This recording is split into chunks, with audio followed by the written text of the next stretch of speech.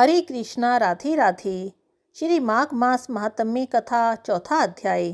श्री वशिष्ठ जी कहने लगे, हे राजन, अब मैं माघ के उस महात्म्य को कहता हूँ जो कार्तवीर्य के पूछने पर दत्तात्रेय जी ने कहा था। जिस समय साक्षात विष्णु जी के रूप श्री दत्तात्रेय सत्य पर्वत पर रहते थे, तब महिष्मति के राजा सहस्त्रार्जुन ने उनसे पूछा कि हे योगियों में श्रेष्ठ दत्तात्रेय जी, मैंने सब धर्म सुने, अब आप कृपा करके मुझे माघ मास का महात्म कहिए। तब दत्तात्रेय जी बोले, जो नारद जी से ब्रह्मा जी ने कहा था वही माघ महात्म्य मैं तुमसे कहता हूँ। इस कर्म भूमि भारत में जन्म लेकर जिसने माघ स्नान नहीं किया उसका जन्म निष्फल गया। भगवान की प्रसन्नता, पापों के नाश और स्वर्ग की प्राप्ति के लिए माघ स्नान अवश्य ही करना चाहिए। यदि यह पुष्ट और शुद्ध शरीर माघ के स्नान के बिना रह जाए तो इसकी रक्षा करने से क्या लाभ। जल में बुलबुले के समान, मक्खी जैसे तुच्छ जंतु के समान यह शरीर माघ स्नान के बिना मरण समान है।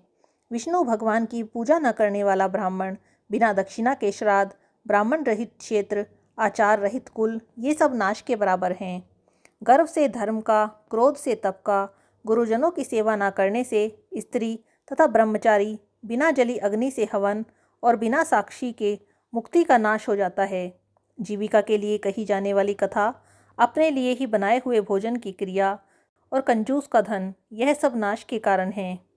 बिना अभ्यास और आलस्य वाली विद्या, असत्यवाणी, विरोध करने वाला राजा, जीविका के लिए तीर्थ यात्रा, जीविका के लिए व्रत, संदेह युक्त मंत्र का जाप, व्यग्रचित्त होकर जप करना, वेद ना जानने वाले को दान देना, संसार में नास्तिक मत ग्रहण करना, श्रद्धा बिना धार्मिक क्रिया, यह सब व्यर्थ हैं।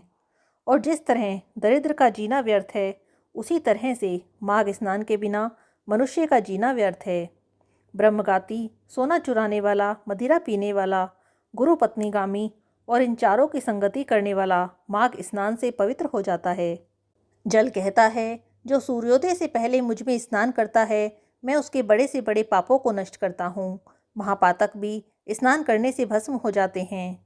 माघ मास में स्नान का जब समय आ जाता है तो सब पाप अपने नाश के भय से कांप जाते हैं। जैसे मेघों से मुक्त होकर चंद्रमा प्रकाश करता है, वैसे ही श्रेष्ठ मनुष्य माघ मास में स्नान करके प्रकाशमान होते हैं। काया, वाचा, मनसा से किए हुए छोटे या बड़े, नए या पुराने, सभी पाप स्नान से नष्ट हो जाते हैं। आलस्य में बिना जाने जो पाप किए गए हों, वह भी नाश को प्राप्त होते हैं। जिस तरह जन्म जन्मांतर के अभ्यास से आध्यात्मिक ज्ञान की प्राप्ति होती है, उसी तरह जन्मांतर के अभ्यास से ही माघ स्नान में मनुष्य की रुचि होती है। यह अपवित्रों को पवित्र करने वाला बड़ा तप और संसार रूपी कीचड़ को धोने की पवित्र वस्तु है। हे राजन, जो मनवांछित फल देने वाले माघ का स्नान नहीं करते, वह सूर्य और चंद्र के समान भोगों को कैसे भोग सकते हैं। श्री माघ मास महात्म्य कथा चौथा अध्याय समाप्त। हरे कृष्णा, राधे राधे।